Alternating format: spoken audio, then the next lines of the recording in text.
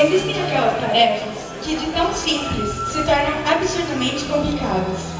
Uma delas é pensar em algo para escrever, buscando homenagear seus pais. Não é aquele amigo que você conheceu na infância ou durante a adolescência. Eles são simplesmente os seus pais. Nada mais precisaria ser dito sobre eles. É muito estranho quando em alguma data festiva, como o Dia dos Pais ou o Dia das Mães, ou mesmo o Natal, precisamos abraçá-los. Acaba sendo aquele abraço por obrigação, meio torto, e parece que nós não estamos à vontade com a situação. E realmente não estamos. Mas não porque não gostaríamos de abraçá-los. É somente porque achamos que isso não é necessário. Porque vocês sempre estão ali. Porque parece ser uma obrigação de vocês saberem que são as pessoas mais importantes da nossa vida. E que não será um abraço ou uma demonstração de afeto que poderá demonstrar o tamanho do carinho que temos por vocês. E que realmente não pode ser demonstrado através de palavras ou com um mero abraço. Não prometemos que vamos mudar. Na verdade, temos quase certeza que não vamos deixar de agir dessa forma.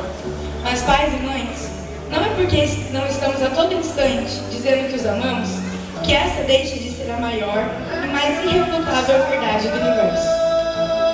Nessa pequena e inexpressível homenagem, não poderíamos deixar de lembrar também todos aqueles que, apesar de não serem os nossos pais, acabaram representando um papel central na nossa criação. Avós, tios, irmãs e irmãos, mais velhos e mais novos. E todos aqueles que ajudaram a nos moldar quem somos hoje. Todos que puxaram e puxam as nossas orelhas. E quem são os primeiros a sofrer com o nosso mau humor. E, enfim, a todos aqueles que foram os nossos primeiros professores. No dia da nossa formatura, entendemos que esta acaba sendo uma data quase tão especial para vocês quanto para nós. Porque sabemos que a nossa realização acaba sendo de vocês também. Que se veem realizados quando um filho atinge seus objetivos. E podem ter certeza que o prazer de dar-lhes orgulho acaba sendo a principal força propulsora para que sempre busquemos mais em nossas vidas. Palavras, palavras, palavras. Como disse anteriormente, elas não podem representar o complexo carinho que sentimos por vocês.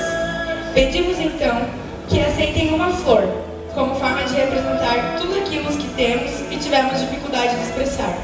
Convido então a todos os formandos que entreguem uma flor a seus pais, simbolizando o agradecimento ao apoio recebido, o amor que sentimos e a felicidade de compartilhar mais essa vitória com vocês.